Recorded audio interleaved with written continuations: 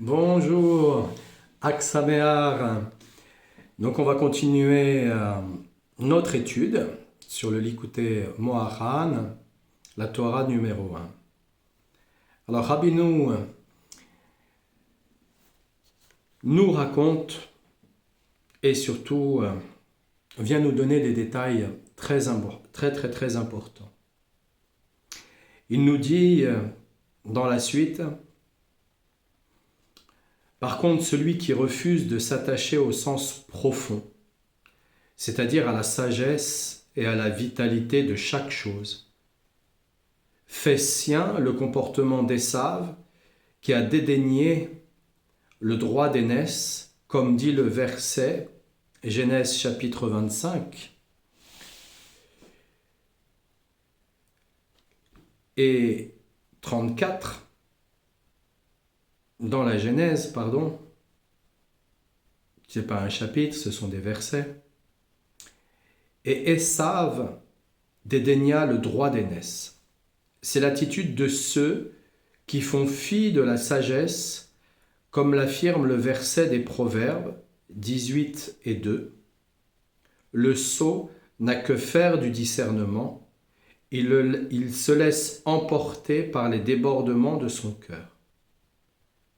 Car l'homme, en tant que créature souveraine, ne peut se rebeller et choisir le côté du mal, comparable au côté négatif et vide de la lune, qui ne reçoit rien du soleil, comme cela est décrit dans le verset Isaïe 24 et 23.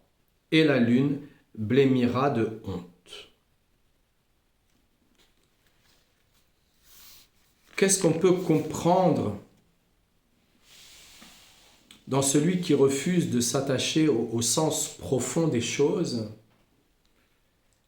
C'est que nous ne savons pas véritablement pourquoi la lumière a été appelée la lumière. L'obscurité a été appelée l'obscurité. Nous parlons de lumière comme étant le jour parce que on l'a identifié comme étant le jour, parce que Hachem lui-même nous a dit que c'était comme ça.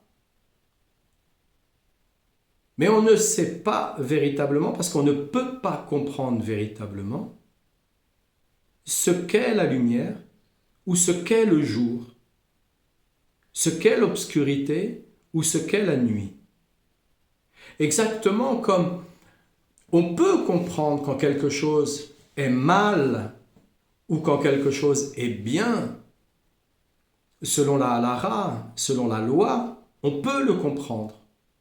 Mais ce qu'on ne comprend pas, bien souvent, c'est que parfois, il sera bien plus important d'apporter de l'amour à un individu qui fait quelque chose de mal, plutôt que de lui reprocher le mal qu'il est en train de faire ou qu'il vient de faire.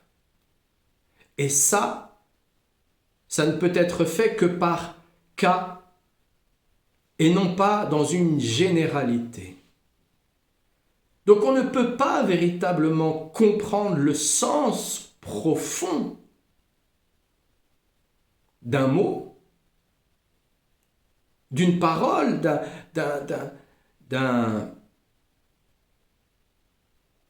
la sagesse profonde d'Hachem. On ne peut pas véritablement la comprendre parce que on ne sait pas vraiment pourquoi il l'a définie ainsi. Ce que l'on sait, c'est qu'on ne peut pas juger un individu.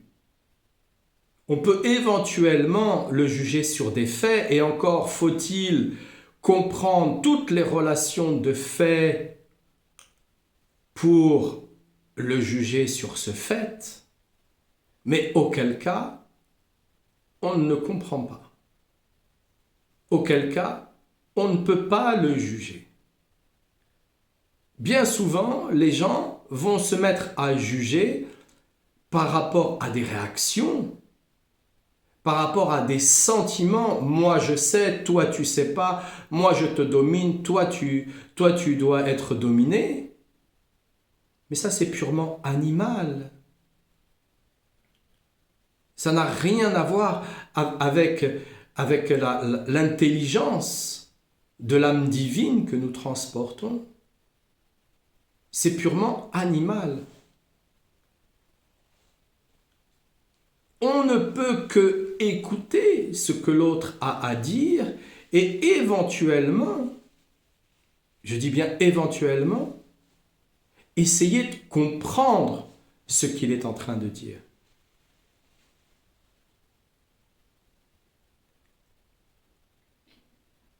Je poursuis.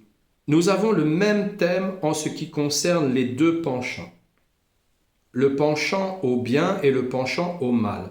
En effet, le penchant au bien est qualifié de pauvre et sage, Ecclésiaste 4 et 13. C'est-à-dire l'être souverain dépourvu de tout et qui ne possède rien par lui-même, mais uniquement ce qu'il reçoit de la sagesse. Par contre, le penchant au mal est désigné dans le même passage de roi vieux et sot, c'est-à-dire l'être souverain qui prend le contre-pied du bien et reste sourd à la voix de la sagesse et du discernement. Comme il est dit dans le verset cité précédemment, le sot n'a que faire du discernement. Et chacun de nous doit s'efforcer de renforcer le côté du bien pour qu'il prenne le dessus sur le côté du mal.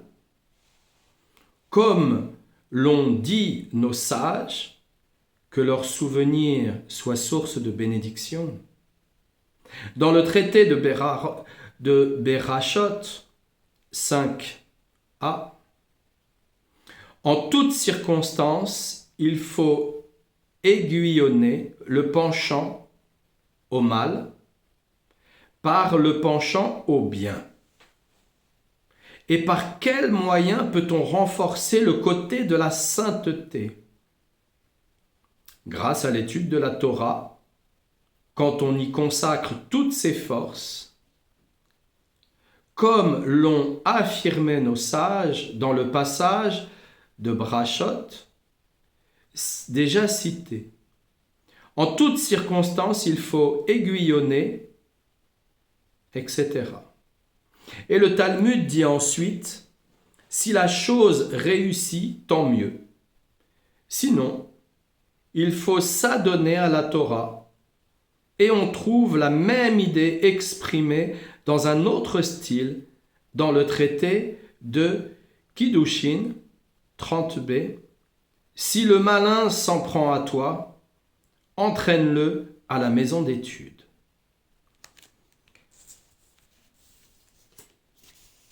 Parce que si nous voulons que quelque chose réussisse, nous n'avons pas besoin de le forcer. On n'a pas besoin de défoncer des portes fermées. Non, la porte va s'ouvrir. C'est la patience qui va nous permettre d'attendre le bon moment pour que la porte s'ouvre. Alors oui, il nous faudra de la patience, il nous faudra du discernement, il nous faudra de la persévérance. Oui. Et tout ça, nous devons l'acquérir par l'étude de la Torah, mais pas seulement parce que la prière en lui-même va nous permettre justement d'étayer, de voir un petit peu qu'est-ce qui se passe là-haut dans notre tête, quelle imagination on travaille, quel discours, quel film on se fait d'une situation, dans quel cinéma on s'est arrangé. Et plus on va prier, et plus on va étudier la Torah, tout en restant très attentif sur l'ouverture de la porte. Et le jour vient où la porte est totalement ouverte. On a juste besoin d'y entrer pour voir à quel point ce que on a véritablement en volonté, voire réussir, alors à ce moment-là, on le voit et on voit que tout est présent. Parce que si on oublie un seul instant, pour je ne sais quelle raison, parce qu'on se déplace, et souvent parce qu'on se déplace, en somme, en vérité, c'est parce qu'on se déplace. On est tout le temps d'un endroit à un autre, par rapport à notre travail, par rapport à nos occupations. On a les téléphones, donc les téléphones aussi nous permettent aussi de nous déplacer parce que on peut téléphoner, on peut aussi regarder des vidéos, tout un tas de choses. Donc on se déplace des fois même tout en étant assis, tout simplement parce qu'on est en train de regarder ou d'écouter quelque chose. Et au final, on perd l'idée, sans parler de croyance, on perd l'idée qu'en vérité, Hachem est là. Parce que Hachem est là tout le temps, en permanence. Si on se met à lui parler en permanence, pour toutes les petites choses que l'on va faire, que l'on veut faire, pour pouvoir aussi éclaircir nos pensées et s'apercevoir qu'au fur et à mesure, en fait, en lui parlant, on est en train de s'analyser. On n'a pas besoin d'une autre personne en vérité pour s'analyser. On a besoin d'Hachem et de nous-mêmes et d'oser lui parler, de dire voilà, Hachem, là, ce qui se passe. Si on le fait tout le temps, même dans notre intimité, en se prémunissant de certains endroits de notre intimité, en disant voilà, Hachem, je vais faire ça. Donc on sait que là, dans cet endroit, on va avoir notre intimité qui est préservée. Mais en même temps, on ne va pas en abuser. On ne va pas croire que Hachem, il va venir nous regarder une fois de temps en temps et une fois... Non, tout le temps, en permanence. En permanence. Et pourquoi en permanence il viendrait me regarder en permanence? Et parce que, comme il est dit, Hachem, il a créé le monde pour toi. C'est ça qui est le plus difficile à croire. Mais pour moi, mais on est 8 milliards d'individus. Où est-ce qu'il a créé le monde pour moi? Oui, non, il a créé le monde pour toi. Et pour chaque personne, il a créé le monde pour chaque personne. Mais n'essaye pas de comprendre ce qu'est Hachem. Juste commence à étudier la Torah, commence à prier et à te rendre compte que sans trop d'efforts,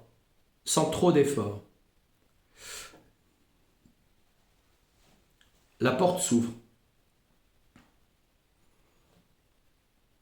Bien entendu, c'est un effort phénoménal quand tu n'as pas de patience, quand tu es énervé pour un rien. C'est un effort phénoménal de se mettre dans la patience et dans le calme intérieur. Mais quand tu le fais par amour, c'est plus un effort. Quand tu le fais pour l'amour d'Hachem, et quand tu le fais pour l'amour de toi, de ton âme, pas de toi d'une manière narcissique, non, l'amour de ton âme, de toi véritablement, pas de l'apparence que tu te donnes dans cette vie. Non, toi véritablement. Même si tu t'es pas encore vu, même si tu te connais pas encore, toi véritablement tu existes. Et quand tu le fais par amour pour toi, par amour pour Hachem, parce que tu veux que le bien. La colère, tu dis, c'est mal. La colère, en vérité, elle ne sert pas à grand-chose. De toutes les façons, de la manière dont on s'en sert, elle sert à rien. À rien du tout. À rien du tout. Même dans un combat face à face, elle sert strictement à rien parce qu'une personne qui se met trop en colère dans un combat face à face, alors qu'une personne qui maîtrise n'aura pas beaucoup de difficultés pour mettre son adversaire au sol et le maîtriser. Il faut comprendre que la respiration, la maîtrise, la patience et le fait de regarder et d'anticiper est beaucoup plus important. Et que ça, nous y arrivons parce que nous avons une gestion de la colère. Mais que la colère, elle peut être gérée et qu'il y a un commencement pour la gestion de la colère. Et le commencement, c'est déjà parce que on aime Hachem, parce qu'on s'aime véritablement soi et qu'on décide, non, je ne me mets pas en colère. Je ne vais pas utiliser cette colère de cette manière-là. Alors oui, il y a des efforts à faire. Le tabac, ça énerve. Les produits stupéfiants finissent aussi par faire perdre patience aux gens qui l'utilisent. L'alcool, ça rend fou. Les excitants, mais pas que. La nourriture, les épices. Il y a tout un tas de choses que nous mettons en fait dans ce corps qui excitent la colère. Si nous décidons de nous écarter de la colère, eh bien nous décidons tout simplement de nous écarter de ces habitudes, même si ces habitudes, elles sont traditionnelles. Et surtout si elles sont traditionnelles. Et quel est notre effort pour nous excuser auprès de certaines personnes qui nous ont vu manger certaines choses et qui là maintenant, on ne le fait plus. Tout simplement, je n'en ai plus envie, j'aime plus ça. J'ai été dégoûté. C'est une des façons, parmi tant d'autres, qui nous permet de zéler dans notre propre créativité. La profondeur que l'on a à garder notre chemin dans la lumière, c'est le fait de pouvoir parler ouvertement avec Hachem de ce que on est soi-même, de ce qu'on ne comprend pas, sans tomber dans les doutes. Mais se poser des questions. Les doutes, ça ne sert pas à grand-chose, si ce n'est à vous perdre et au final tomber dans l'hérésie. Les questions, elles servent. Les questions sont importantes. Les questions, elles expriment en fait où est-ce que nous en sommes, à l'instant même où on en est. Il n'y a pas de mauvaises questions. Par contre, sommes-nous capables d'entendre la réponse que l'on va nous donner? Ça, c'est un autre sujet.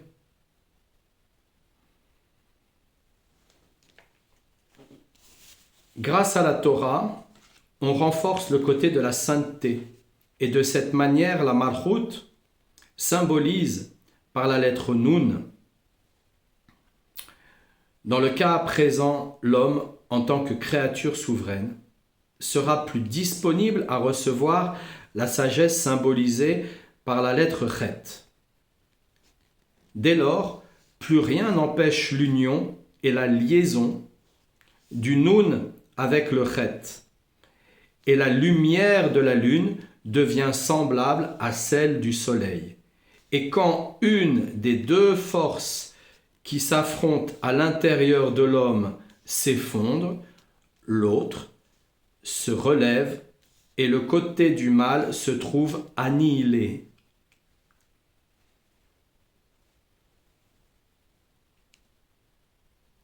Dans la situation où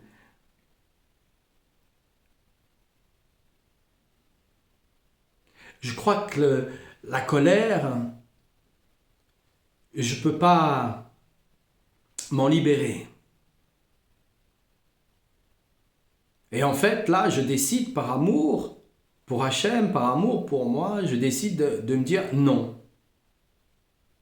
Je ne vais pas me mettre en colère, je vais me taire, je vais m'asseoir et ça va bouillir. Même si je ne sais pas encore maîtriser ma respiration, mais que je respire de toutes les façons, ça va bouillir. Mais à un moment donné, ça va s'arrêter. Si j'ai décidé fermement de rester assis et que ma bouche reste fermée, à un moment donné, je vais me décoller de cette colère. Ça peut durer 1 jour, ça peut durer 2 jours, ça peut durer 3 jours, mais ça n'ira pas au-delà de 3 jours.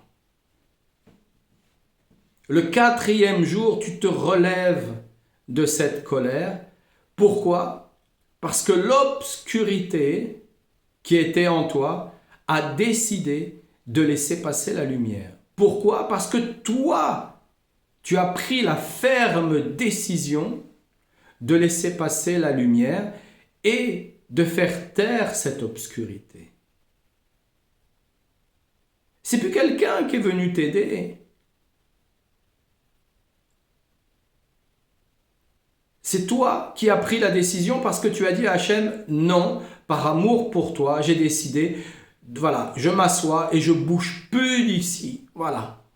Donc en l'occurrence, je me mets dans la maison d'études, je bouge plus d'ici, j'étudie la Torah.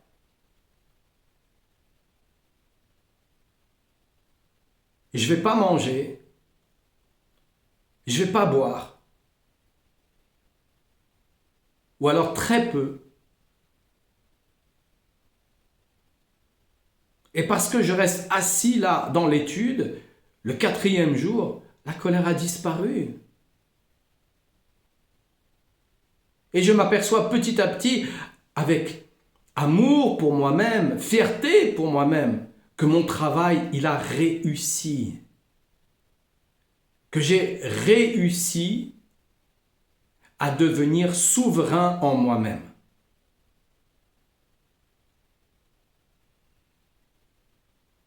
Les choses qui sont comprises, ce sont les choses qui sont assimilées. Et pour pouvoir les assimiler, il est nécessaire de les pratiquer.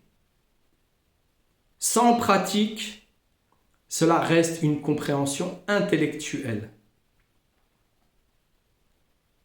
Sans pratique, il ne peut pas y avoir d'assimilation. Les choses qui reviennent inlassablement, les choses négatives qui reviennent inlassablement pour nous dans notre vie, c'est tout simplement parce qu'on n'a pas inversé la vapeur par la pratique jusqu'à aller jusqu'à l'assimilation de la situation. Non, on veut toujours répondre, on a fait une faute, on veut répondre. On veut dire non, c'est pas moi, puis j'ai pas fait, puis j'ai pas fait exprès. Non, non, non.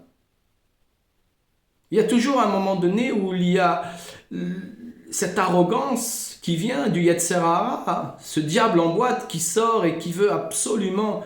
Non, non, non.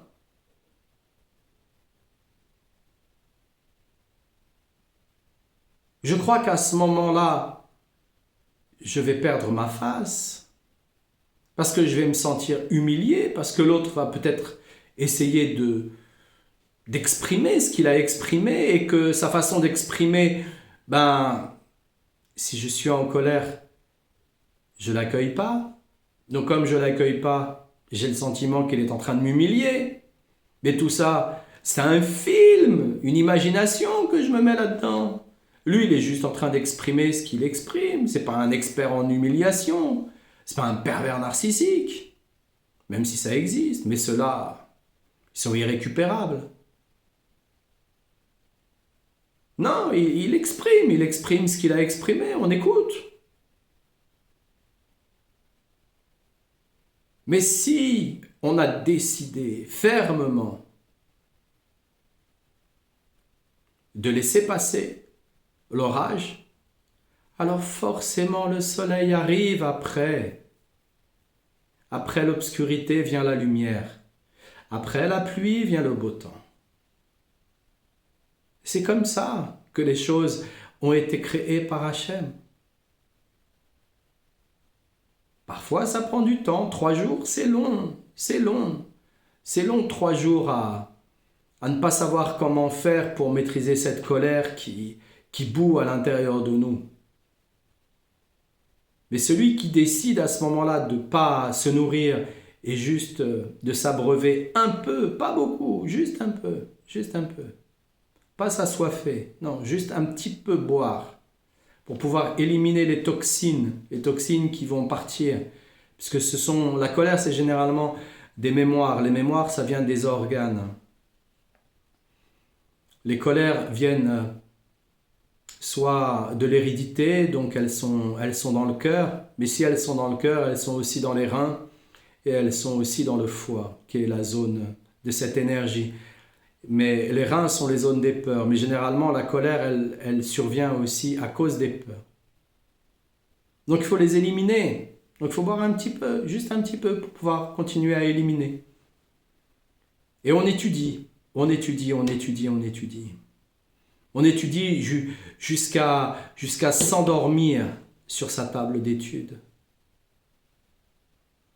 Et au fur et à mesure, il n'y aura plus de colère. Au fur et à mesure, il n'y aura que de la lumière parce qu'on aura compris que l'autre essaye de s'exprimer, on aura compris que là, zut, j'ai oublié de demander pardon, j'ai fait une erreur, pardonne-moi, j'ai fait une erreur, qui ne fait pas d'erreur. On ne peut pas être parfait dans un monde imparfait. Le seul moyen, quelque part, d'accéder à la perfection dans ce monde imparfait, c'est de rendre en amour les erreurs qui nous sont dirigées.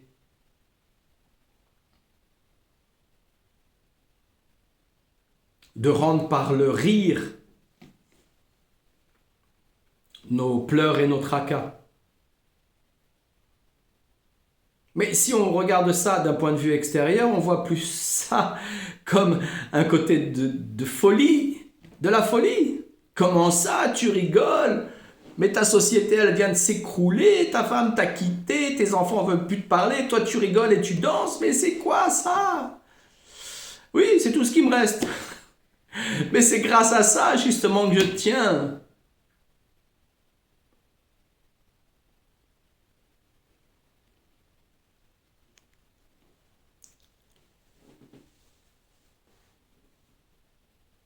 C'est comme ça que le côté du mal se trouve annihilé. On retrouve dans ce thème, dans le verset d'Osée 14 et 10, « Car les voies de Dieu sont droites, les justes y marchent sans heurts, et les pécheurs y trébuchent. Car en suivant les voies de Dieu, c'est-à-dire la Torah, les justes qui s'attachent aux côtés de la sainteté se trouvent renforcés et revigorés, alors que les pécheurs, le côté du mal, autrement dit le mauvais penchant, s'écroule et devient soumis au bon penchant grâce à la Torah.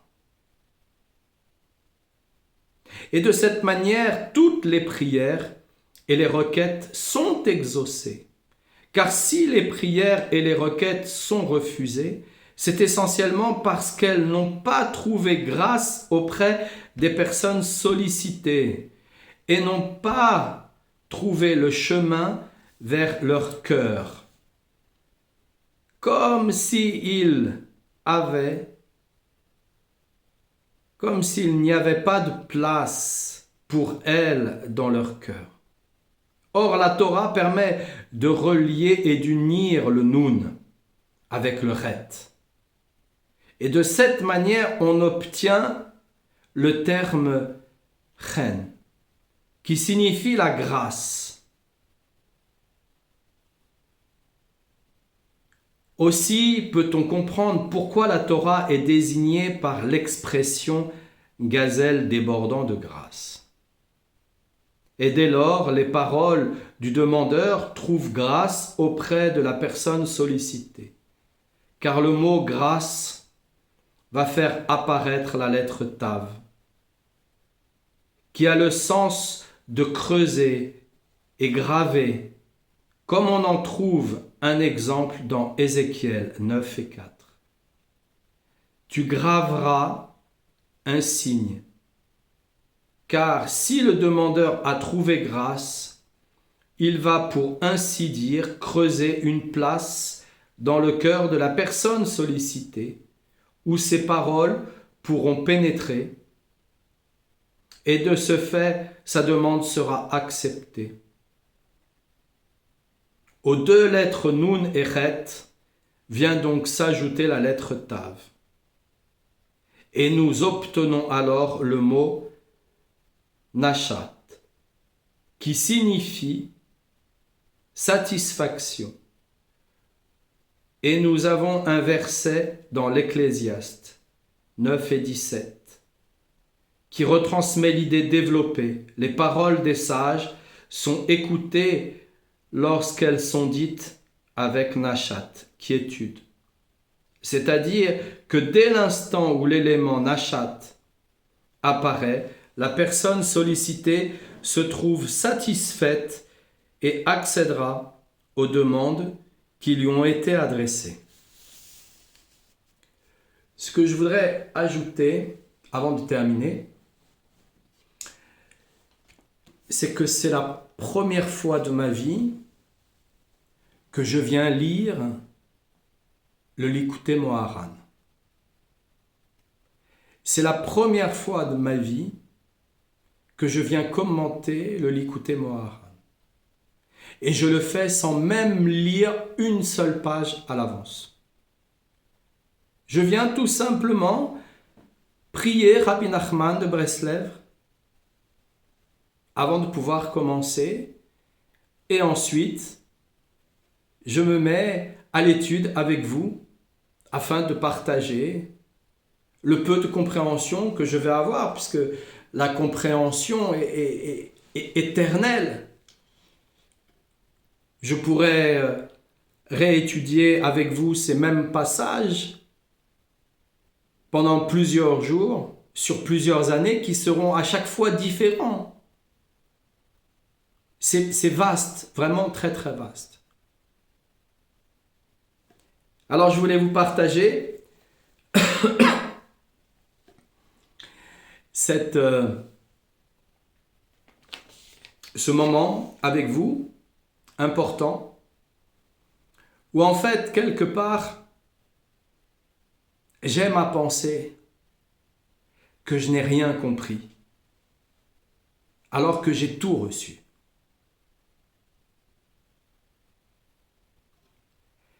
Je vous dis à très bientôt sur la chaîne Yaakov Breslev Connection pour l'étude du Likutei Moharan de Rabbi Nachman de Breslev.